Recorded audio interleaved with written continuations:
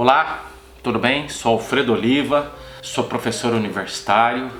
Hoje eu quero falar de novo sobre Foucault e eu vou focar na ética do cuidado de si, ou vou tentar responder o que é que Foucault entendia por cuidado de si.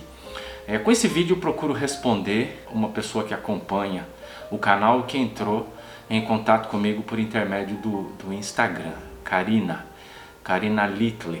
Ela é aluna de fonoaudiologia em uma universidade particular na cidade de São Paulo e ela tem que fazer um trabalho, uma apresentação de uma disciplina da área de ética, né, uma atividade da universidade. Então ela me pediu que eu falasse sobre o assunto para que ela pudesse usar na apresentação dela, e eu espero que ao atender a Karina eu também possa atender outras pessoas que se interessem por esse tema, que provavelmente é o tema mais interessante, mais importante da filosofia do Foucault, tá bom? Então vamos lá. Em primeiro lugar, quem é Foucault? Lembrando, né? Foucault é um filósofo francês que viveu entre 1926 e 1984.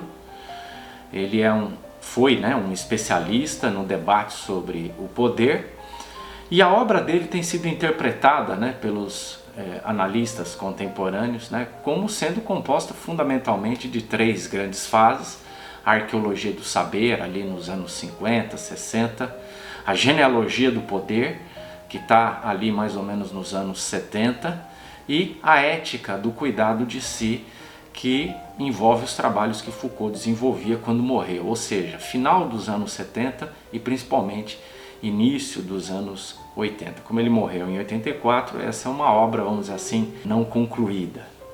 Tá? Então vamos lá, vamos ao cuidado de si. O Foucault, quando começa a trabalhar com o cuidado de si, ele se volta para o mundo antigo, né? Ou seja, para o mundo grego e romano, mundo clássico, né? Então ele vai analisar na filosofia antiga a expressão grega epimeleia re autou, né? Cuidado de si. Essa expressão, que vai aparecer na filosofia grega desde de Sócrates, Platão, passando por todo o período da filosofia helênica, passando pelo período cristão, né? Essa expressão que vai estar presente na filosofia grega também estará presente na filosofia romana, a filosofia de língua latina. E ali o equivalente a epimeleia real tu, que é a expressão grega, a expressão em latim cura sui, né? E o Foucault trabalha com a expressão em francês souci de soi, né? Então a primeira coisa importante para a gente dizer sobre o cuidado de si é que é vamos dizer assim, um conjunto temático do qual Foucault se ocupa na terceira fase, ou na fase final da sua obra. Conforme eu já indiquei anteriormente, é composta, né? A gente tem lido, tem interpretado como tendo três fases. O que o Foucault pretendia com essa análise do cuidado de si? No modo como eu interpreto, lendo outros textos, né, do Foucault, artigos, o Foucault procurava reparar uma unilateralidade que ele percebeu, sobretudo nas duas primeiras fases da sua obra. E qual seria, né? Quer dizer, o Foucault, sendo um especialista na análise do poder, ele considerou o poder fundamentalmente como um fenômeno externo ao sujeito e que tem um poder de persuasão, né? Ou a expressão que a gente tem utilizado bastante na atualidade, né? Que é a expressão normalização ou normatização, ou seja, a nossa subjetividade é normatizada, é normalizada, ela é enquadrada por determinadas regras sociais, né? Então, o modo como nós agimos, né? O modo como nós nos tornamos sujeitos éticos, sujeitos que decidem, sujeitos que agem, é normatizado pela vida social.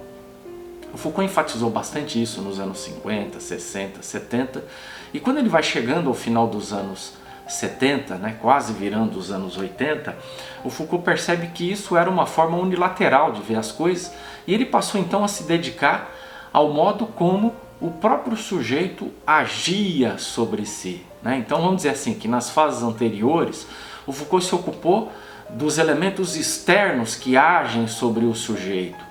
E agora, a partir do debate sobre a ética do cuidado de si, o Foucault quer ver de que modo o sujeito mesmo age sobre si de modo a se transformar de modo a se constituir em um sujeito ético, em uma pessoa que age, em uma pessoa que toma decisões. Então, o Foucault estava fundamentalmente interessado em entender como uma pessoa se torna um sujeito ético. Talvez a gente pudesse usar aqui uma metáfora, tem sido utilizada também para interpretar o trabalho do Foucault, que é a metáfora da dobra, ou seja, um sujeito, para se constituir, uma subjetividade, a vida interior de uma pessoa, ela é constituída a partir de duas forças. Uma primeira força, que é a força externa, que são os poderes, são as práticas partilhadas socialmente, e uma outra força, né, que é o próprio sujeito agindo sobre si. Então você tem aí duas forças agindo, e na tensão entre essas duas forças é que se constitui o sujeito ético, né? Ou seja, aquilo que está fora do sujeito, para que passe para dentro do sujeito, para que seja internalizado, para que seja recebido, acolhido por esse sujeito como sendo não apenas a norma social, mas a norma desse sujeito, o valor desse sujeito, o modo de agir desse sujeito, é necessário que esse sujeito pactue com aquilo que está sendo imposto sobre ele e ele aceite isso como sendo uma norma não só externa a ele, mas uma norma que pertence a ele, né? E aí então aquilo que está fora passa para dentro do sujeito, ou seja, não existe processo de normalização ou de normatização que não tenha também, vamos dizer assim, um trabalho do próprio sujeito sobre si para que isso seja internalizado, né? O Foucault, ao se voltar para a filosofia grega e romana, né, no mundo antigo, ele vai trabalhar com diversas técnicas de si, né? Então, quando a gente lê, por exemplo, a hermenêutica do sujeito, que é um curso ministrado pelo Foucault, onde ele trabalhou, né, nos anos 70 e 80 até a sua morte, há um curso chamado A Hermenêutica do Sujeito, que talvez seja o texto, hoje texto, né, não era um texto, eram aulas que foram transformadas em textos e publicadas na forma de livro, talvez seja o principal texto para analisar genericamente as diversas técnicas de si, ou seja, quais são os modos utilizados pelo sujeito para agir sobre si, para se constituir num sujeito ético, né? Num sujeito que é constituído eticamente, né? Então ele vai analisar, vai falar, por exemplo, de meditação, vai falar sobre a escrita, né? Que são consideradas técnicas de si, formas do sujeito se constituir, se transformar, mas ele vai dar ênfase depois da hermenêutica do sujeito a uma técnica específica que provavelmente é a que ele considera mais importante, o que seduziu de forma definitiva o Foucault, que é a técnica da parresia, né? A expressão grega que designa a coragem da verdade. Então ele vai dizer que uma pessoa do mundo antigo se constituía como sujeito fundamentalmente a partir da sua fala pública, e de uma fala pública onde ele dizia exatamente aquilo que ele acreditava ser a verdade. Essa é uma técnica que recebeu bastante destaque, ela é bastante importante, bastante interessante. Há diversos vídeos, né, no canal, tanto sobre a hermenêutica do sujeito como também sobre a questão da parresia. Então a gente poderia dizer que o cuidado de si diz respeito a uma forma que o Foucault encontrou de fazer uma história da subjetividade, ou seja, aquilo que nós somos enquanto pessoas internamente é algo que pode ser transformado, é algo que se constitui historicamente, que muda a cada momento da história. Então, quando se volta para os gregos, para os romanos antigos, né, ele está analisando como a subjetividade era constituída naquele mundo antigo. E ele vai comparar com o modo como a subjetividade é constituída no seu tempo, né? Ou seja, nos anos 70, 80. Né? Então ele percebe que o modo como um sujeito, uma pessoa no mundo grego, no mundo romano se constituía como sujeito, era diferente do modo como a gente se constitui, vamos dizer assim, na atualidade. Né? Então eu vou agora exemplificar um pouco para ver se esses conceitos eles ficam um pouco mais claros, né, para vocês que estão aí me acompanhando. Então, vamos dizer assim, no mundo antigo, o cuidado de si funcionava na filosofia antiga, né? Funcionava na filosofia grega ou romana, de diversas formas. Quais eram as técnicas de cuidar de si? Quais eram os meios utilizados pelo próprio sujeito para agir sobre si de modo a se transformar em alguém diferente? Então, por exemplo, a gente vai encontrar a meditação sobre a morte. Então, nós temos um problema ético e ao mesmo tempo um problema prático bastante importante, que a filosofia antiga deu bastante atenção, que as pessoas tinham medo de morrer. Certo? Então os filósofos vão procurar apresentar uma resposta para esse problema. Qual é a resposta que eles apresentam? Então você tem que meditar, você tem que refletir sobre a morte, tem que refletir sobre o dia da sua morte, né? Então ele vai dizer, olha, primeiro, por que você, ou os filósofos vão dizer, né? Por que você está preocupado com o dia da sua morte? Por que você fica ansioso? Por que você fica imaginando que uma coisa que você não conhece precisa ser uma coisa ruim, né? Então, todo esse labor, essa reflexão, essa meditação sobre o dia da morte visa amenizar o impacto negativo que a morte tem, o pensar na morte, o refletir sobre a morte tem sobre a maior parte das pessoas. Outra técnica bastante utilizada e que é fundamental para o sujeito se transformar e também se constituir como um sujeito ético é a escrita, que o Foucault vai chamar de escrita de si. Há um texto dele na coleção Ditos e Escritos sobre a escrita de si, que é uma técnica bastante interessante. O Foucault fala, por exemplo, que no mundo antigo existiam as cadernetas, né? Hypomenata, né? Que eram cadernos de anotações em que as pessoas colocavam neles, né, frases célebres, né, ou frases de filósofos importantes, frases que as pessoas consideravam importantes, vamos dizer assim, de forma mais ou menos similar ao que nós fazemos na atualidade quando publicamos frases de filósofos, né? Isso significa que nós consideramos aquela frase uma frase importante, uma frase de impacto, né?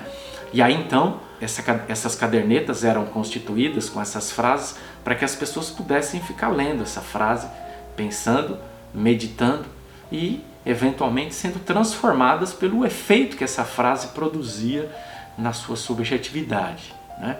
Mas também o Foucault diz que essas cadernetas eram utilizadas com o objetivo do sujeito também narrar a si mesmo, falar de si, falar do que está acontecendo com ele. E ao falar sobre si, esse sujeito não descrevia a si, esse sujeito na verdade estava se constituindo a si mesmo pelo próprio ato de narrar, de escrever sobre si mesmo. E a gente sabe que também existia, né, uma outra técnica que era muito comum no mundo antigo entre os filósofos, são as diversas formas de abstinência, né? A abstinência sexual, ou a abstinência de determinadas formas de alimento, ou a abstinência das formas de prazer, para que as pessoas não estivessem embriagadas pela busca, né? Obstinada pelo prazer, né? Então, esse é mais ou menos como o cuidar de si funcionava na filosofia grega e romana no mundo antigo. Se vocês quiserem algo um pouco mais próximo da gente, a gente poderia pensar, por exemplo, no campo religioso, né? No campo de estudo da religião.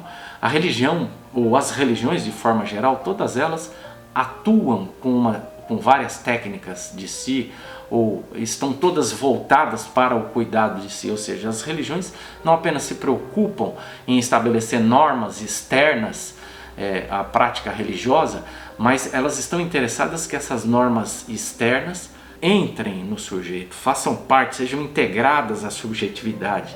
E como é que isso acontece? Por intermédio, por exemplo, da oração, né? Essa conversa que a pessoa tem com um determinado ser, com outro ser, com Deus, ou com uma divindade, com os deuses, né? A partir dessa conversa, esse sujeito expressa os seus desejos, expressa as suas vontades, expressa inclusive o seu desejo de ser transformado, né? Vamos pensar dentro da tradição cristã, um sujeito que se vê como pecador, né? Ele confessa a sua pecaminosidade e confessa também o seu desejo de não ser mais um pecador, ou pelo menos de não atuar mais daquela forma como vinha atuando, né? Ou, por exemplo, a meditação no texto sagrado, né? Há várias expressões, por exemplo, no Antigo Testamento, no Novo Testamento, né? A palavra meditar aparece lá, o verbo, o substantivo, e ela designa o quê? Que você vai lendo o texto sagrado, esse texto sagrado vai produzir uma transformação no seu interior. Então você pega determinadas expressões, por exemplo, no hebraico antigo, né? Diz que a palavra meditar, né? Vamos pensar nos Salmos, em alguns dos Salmos que diz, ó, você deve meditar na palavra do Senhor, naquilo que o Senhor diz, você deve meditar o tempo todo, né? Quer dizer, a ideia é que você fica ali ruminando, que você faça um trabalho mais ou menos parecido com o arrulhar dos pombos, né? Ou seja, você lê um trecho da Bíblia e ao ler esse trecho da Bíblia você repete, você pensa de modo que esse texto que estava fora de você, ele seja internalizado, ele faça parte, ele seja integrado à sua subjetividade, né? E claro, as diversas regras de jejum que estão presentes no cristianismo, estão presentes em outras expressões religiosas, diversas formas de abstinência, desde a abstinência sexual, mas também a abstinência de alimentos ou de determinados tipos de alimentos, estão presentes, por exemplo, no islamismo, no judaísmo, mas também no cristianismo, e em outras formas de religião, nas religiões afro-brasileiras, há uma série de regras de alimentação, de alimentos que podem ser comidos, que não podem, né? E por aí as coisas seguem, tá? E um terceiro exemplo é o cuidado de si e saúde física e emocional, que talvez seja um exemplo que caiba bem para essa minha amiga que solicitou esse vídeo, né? Então, por exemplo, né, de técnicas de si, a mentoria, você ser mentoreado por alguém, você ser orientado por alguém, né? É uma forma dessa pessoa ir prescrevendo determinadas regras ou determinados modos de agir, e você vai, mediante essa vigilância ou esse acompanhamento de perto, por parte dessa outra pessoa, você vai internalizando todos esses preceitos, né? O Byung-Chul Han, por exemplo, fala que nós vivemos na sociedade de desempenho. Significa que a busca por desempenho não é mais apenas um valor externo, né? Os sujeitos estão convencidos por uma série de práticas discursivas que eles devem se empenhar em encontrar desempenho, né? E isso afeta a saúde emocional dessas pessoas, né? Então, o Byung-Chul Han, por exemplo, está falando da autoexploração, o próprio sujeito agora explorando a si, o próprio sujeito exigindo de si o desempenho, o próprio sujeito preocupado, né? Essa forma de descrever o mundo contemporâneo por Byung-Chul Han mostra que uma série de valores que antes eram fundamentalmente externos ao sujeito foram internalizados pelos sujeitos e foram transformados em valores éticos pelo próprio sujeito, e os próprios sujeitos agora estão olhando para dentro de si e buscando, explorando, e estão ficando obcecados pelo desempenho, né? Estão explorando a si mesmos, estão trabalhando demasiadamente até o momento em que essas pessoas adoecem. Bom, para finalizar, eu indicaria então o dicionário Foucault, né? Que é um dicionário produzido por Edgardo Castro, um intelectual argentino. Há uma tradução em português, né? Há uma versão em português pela editora Autêntica. Eu recomendo a edição original em espanhol porque ela foi revisada, né? A edição em português, que eu saiba, ainda não foi revisada, e há uma série de cursos, de textos inéditos do Foucault que vieram à tona depois que a tradução em português foi feita. Então, alguns temas estão bastante desatualizados, sobretudo esse tema que nós tratamos hoje, que é a questão do cuidar de si. Na edição em espanhol, esses temas já estão integrados, esses textos mais recentes já estão integrados, e o texto, então, o dicionário funciona melhor, né? Você pode ir lá procurar o verbete cuidado de si. E, como eu já mencionei aqui, o livro A Hermenêutica do Sujeito, que é um curso ministrado pelo Foucault. As aulas foram transcritas e transformadas em livro. Se você não se encantar com esse texto do Foucault, desista de ler Foucault, porque para mim é o mais interessante, o mais legal, o mais acessível, o mais gostoso de ser lido. Tá bom? Espero que eu tenha ajudado aí, espero que vocês se interessem a partir disso bastante pelo Foucault, que é um filósofo interessantíssimo, um filósofo instigante, né? E espero que que vocês tenham entendido como é que funciona aí a ética do Foucault, né? Vocês devem ter percebido que não é uma ética prescritiva, uma ética normativa, pelo contrário, né? O Foucault quase que se coloca de fora do campo da ética e se propõe a ser um analista de como é que um sujeito se constitui como um sujeito ético. Ou seja, ele não defende que tal valor é certo, é errado, é melhor, é bom, é correto, é ruim. Ele simplesmente descreve quais são os mecanismos que são utilizados para que uma pessoa se constitua como um sujeito ético. É isso aí. Um abraço.